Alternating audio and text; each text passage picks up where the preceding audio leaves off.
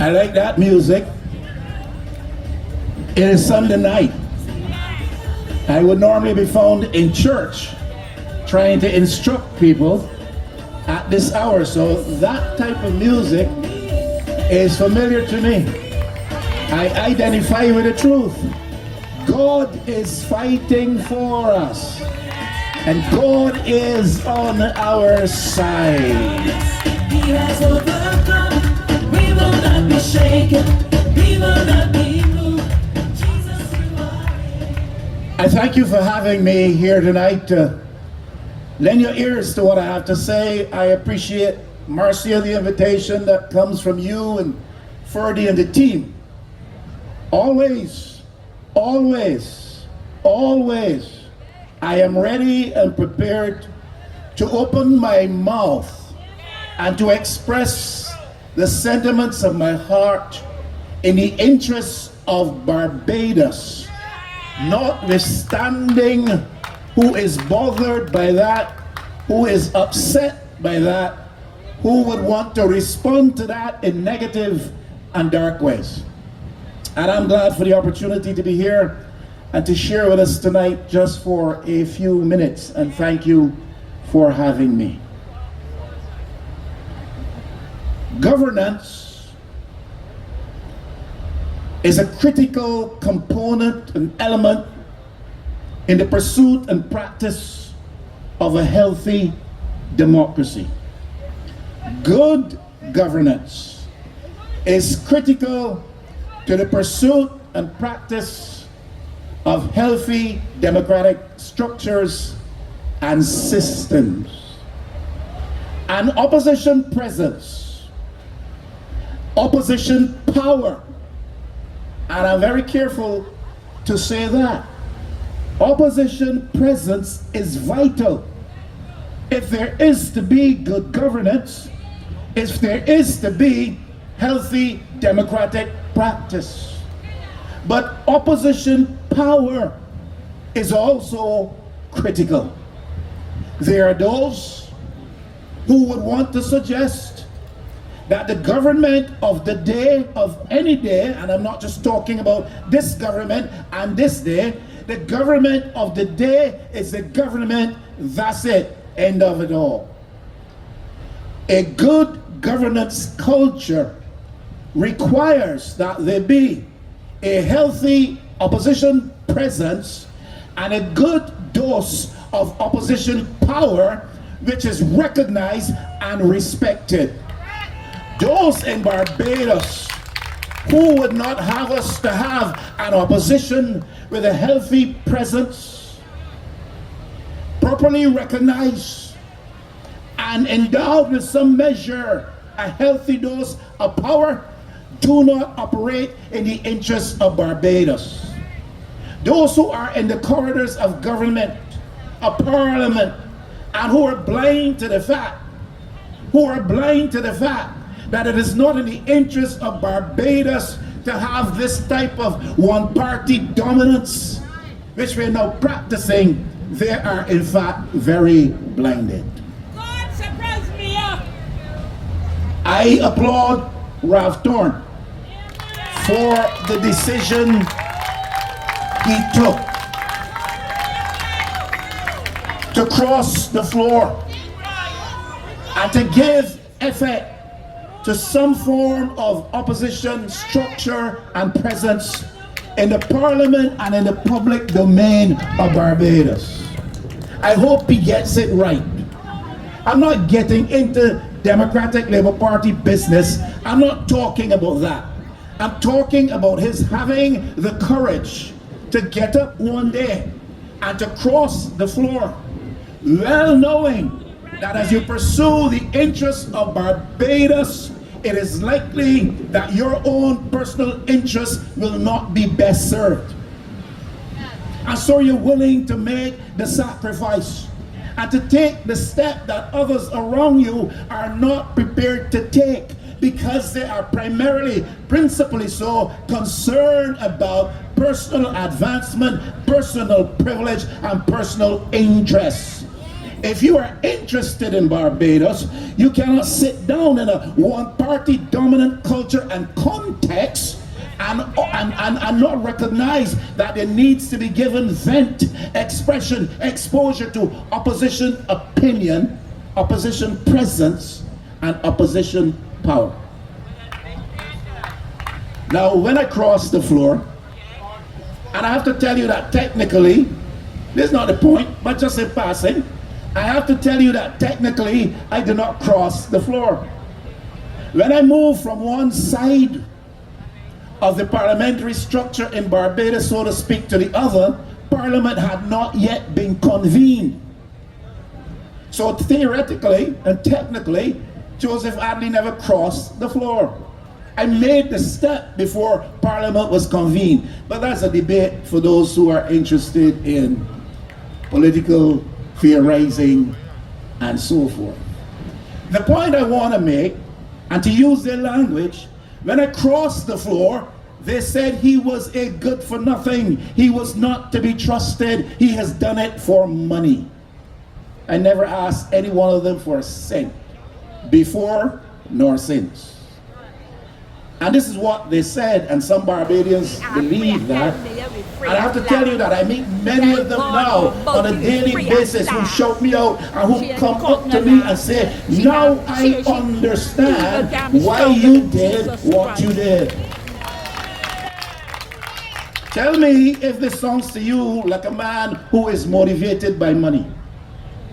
Do you know that if I took my position on the backbench of the then parliamentary system under the label of the Barbados Labour Party, so to speak, I would have been given a parliamentary salary? Do you know that if I had taken that parliamentary salary, I would still have been able to work at a job? A minister can't or shouldn't, but a backbencher can. And do you know if I had taken the job and taken the parliamentary salary at the same time, what I would have been earning as income would have exceeded what they were paying to the leader of the opposition? I would have to be foolish if I were pursuing money to take that option and sit as leader of the opposition with the meager remuneration, and oftentimes had to pull my own pocket to meet the needs of the opposition office in Barbados. Because that's something that needs to be examined. Tell me if that sounds to you like a man that's motivated by a desire for money. I have always worked in my entire life. I have been leading a church for a few decades. And even when I was in Parliament, I continued to do that on a daily and weekly basis. And I've always said to the church, I do not want a cent in salary. There are a few church members here tonight, ask them. I have never accepted a cent in salary from the church for all of these decades. Some of you may not know, but I also head our church in the region, and I've been doing that for about 12 years now. And they voted me back all the time. And that position provides for an allowance for the regional bishop, the regional head, and I've never taken a cent. Never asked them to give it to me, because I've always worked. My wife has always worked, and I felt that we did not have to depend upon the pockets of poor people to survive. And so I didn't take a cent. I lead a church which does not take a cent for any service it offers to the public. So when they come for their weddings and they ask me, Pastor, what do we have to pay? Oh, we don't charge people. When they come for the funerals and how much do we have to pay for the services of the church? No, we don't charge for that. We've never charged a cent. And there are one or two of them who have been critical of me and pushing this view that he did what he did for money, who have come to our church and benefited from our services, and Joseph Attherley never charged them a cent. I sung to you like a man that is interested in money, motivated by money. But I said that to say this. I hope Ralph Thorne can get it right in the interest of Barbados. And that is not a statement with reference to anything that is happening in the Democratic Labour Party. I am talking about the institution of the leader of the opposition.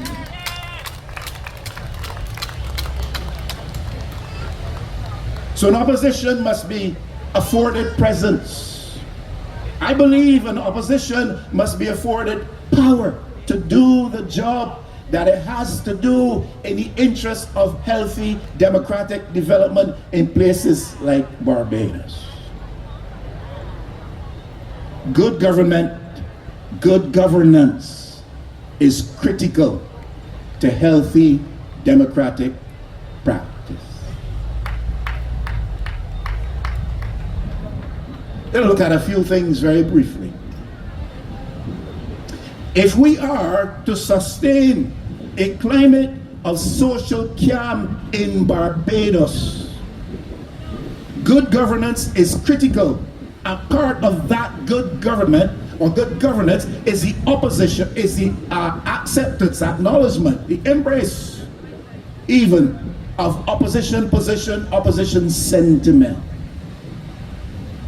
Barbados has gone through in the past, historically, periods of time when there was struggle, and that struggle has led to violence.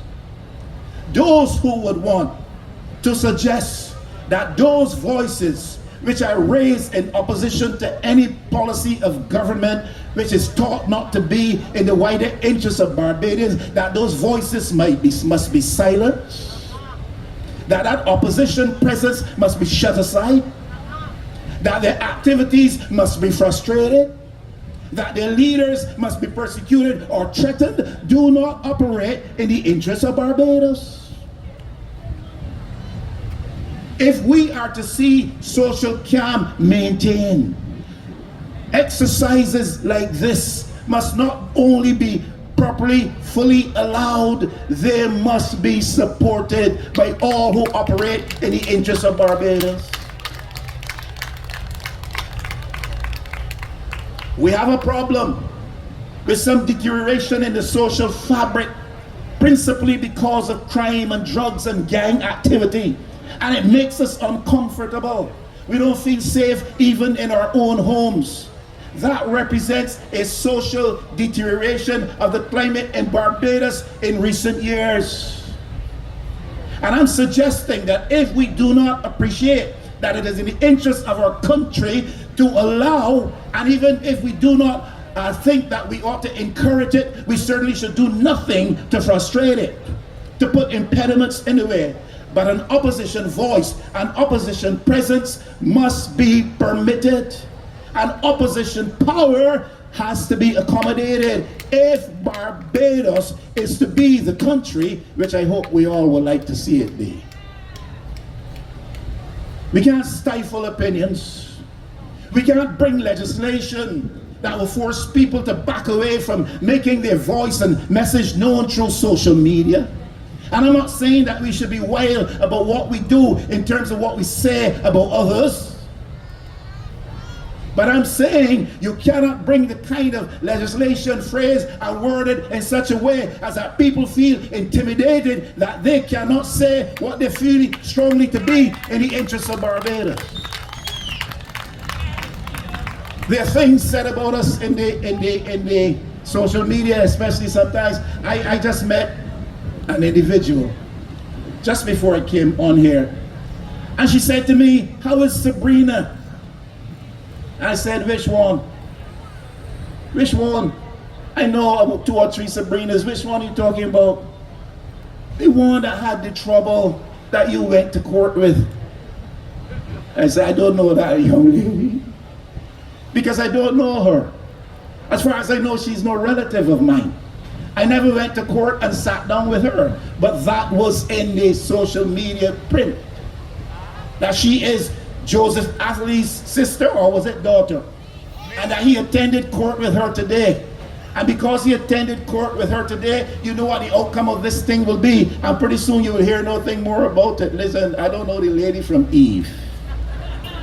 The point I am making is that we must perhaps make the effort to protect people's integrity, people's reputation, by making sure that the regulatory frame within which we operate is such that people are not harmed willy-nilly by what mischievous people decide to say or write.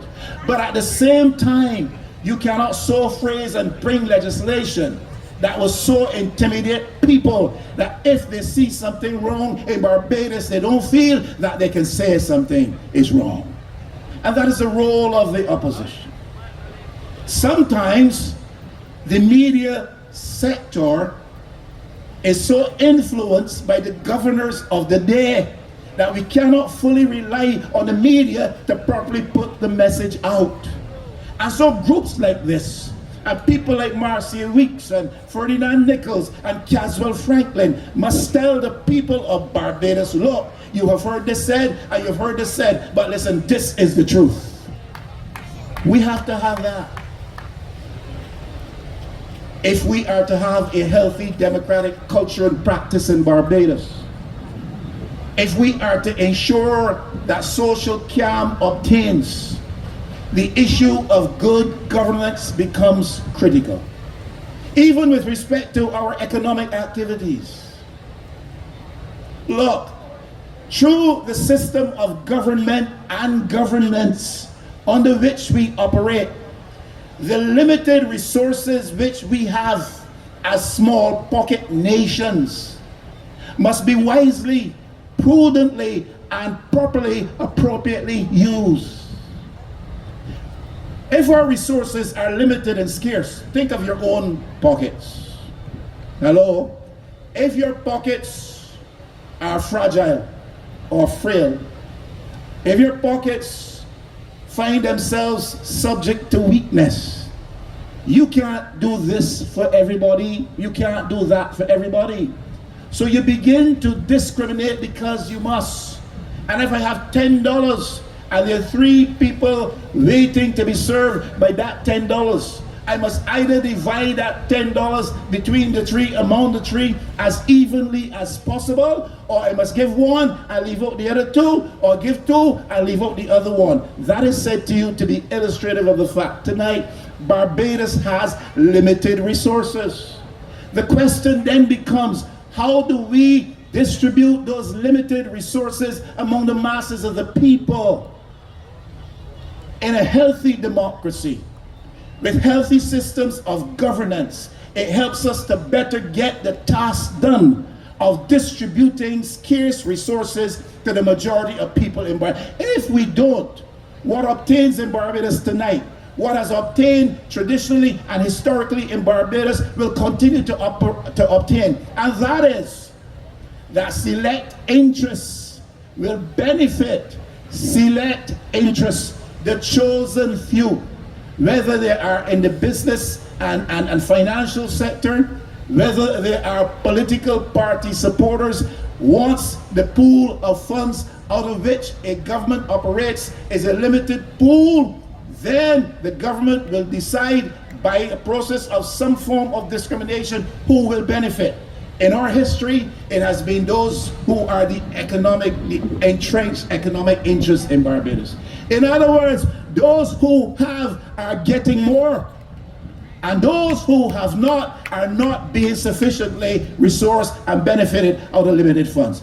A good governance structure in a maturing and developing democracy puts us in a better position to service the needs of those who depend upon the public purse. If we don't do that, whose interests are most served? Whose interests are most prominent? Who gets the first call? Hello, if it's a small contractor, he's up against the big contractors. Who gets the job? The big contractors. Because at the end of the day, in a system of government or governance that is not healthy, decisions will be made on the basis of what can best benefit this government and what can best benefit this party. And I'm not talking about B or D or Green Party or any other party. I'm speaking about principles. And therefore, if we are to be best served, that is our economic interests, so that the working class and the majority in Barbados can wake up every morning with hope in their breasts that somehow I will be blessed by the system. If we don't do that, it will not happen. What will continue to happen is that those who already have will get more, because they are in a position to give back to those who have given to them in the first place. So whether it is social camp, 2 minutes, 3 minutes, whether it's whether it's social camp or the economy, whether it is political development, we have to properly engage the political process. In the political process, we can talk about the voting process. In a healthy democracy, the voting process is a process that is improving. In the Barbados situation right now, our process of voting is not improving, it is deteriorating. And that's a fact. You know how many people went to the polls last time and the times before that? We got to deal. If you want to see proper political development in terms of the processes by which we are governed, you have got to have a proper system of governance underpinning that democracy. Institutions must have integrity. Whether it's the justice institutions, the courts, there must be integrity attaching to that. You cannot have a situation where appointments to any judicial mechanism become subject to those who are the powers that be of the day. And you could set up a commission to make recommendations on people to be appointed, but if you have set up that commission, you then still have power over the members of that commission to get most of them to do what you want to see done. So when it comes to our institutions are deficient in too many ways. They are dysfunctional in too many ways. And if our governance system is to improve so that our democratic practice might be improved, we've got to treat to our institutions. Let me quickly say this. One of the principal institutions when it comes to proper governance and accountability is the Public Accounts Committee. Public Accounts Committee is led and chaired by the leader of the opposition. But it is a deficient system, I must tell you, because I know I have been there. You see, the government has the majority of members on the chairman might be the leader of the opposition, but he brings with him or her 2 persons. No, 1 person comes with him. 2 come from the independent senators. All the others come from the government. You know what can happen there? They're determined when you meet. They determine what will be the focus of the quorum. They determine who you could call to make accountable of their actions. Public Accounts Committee is a deficient system in Barbados. It may be well-intended, and I'm sure Mr. Ralph Thorne is well-intentioned when he talks about activating it. But the numbers of the members of the government are so strong, they can influence where you meet, when you meet, what issues you look at, who you call to testify before the committee, who you can't call. And that is a fact. And we've got to address deficiency and defects in our institutional system if our governance structure is to be improved and our system of governance improved. The Auditor General does a fantastic job in Barbados, puts his finger on the pulse of what is going wrong in public service entities in Barbados. What becomes of those reports? How protected is he from being carried to court for something he has said? MPs, parliamentarians can stand up in Parliament and say what they want about you, and nothing befalls them. The Public Accounts Committee chairperson, the Auditor General must be in a position to give opinion based on evidence without a sense of intimidation that he will find himself in trouble. He should be able to recommend prosecution to the DPP, Director of Public Prosecution. I think an amendment was made to facilitate that. If that is true, it is good. And all I'm saying here tonight is this. If we are going to have a healthy democracy, a system of governance which itself is healthy and maturing, is critical. And it affects every aspect of our lives, whether it's social, political, institutional, economic, and the institutions which we have, we've got to make sure that they improve so they can serve the interests of Barbados. I thank you for allowing me to come and say a few words.